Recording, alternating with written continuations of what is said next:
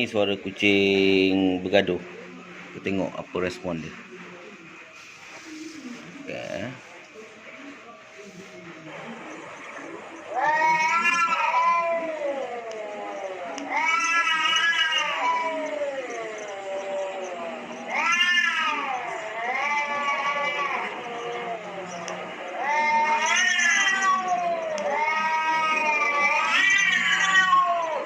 Tak ada respon.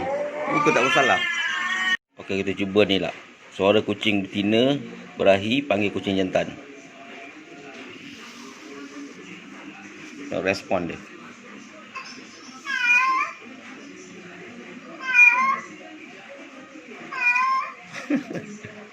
Dua bodoh. Okey, dua bodoh. Tak ada perasaan tu. Cuba je ni, suara kucing memanggil anaknya. Tapi ni jantan kot. Kita cubalah. Jantan ada anak, akan try.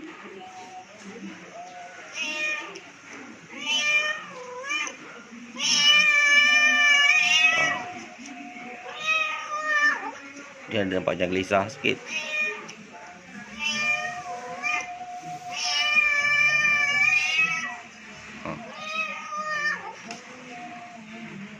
Dia bangun.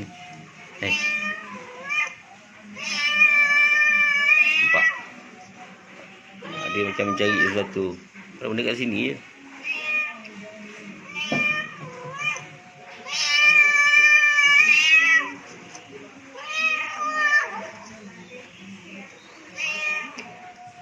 Okey. Yang ni ada respon. Oh, dia mesti banyak anak.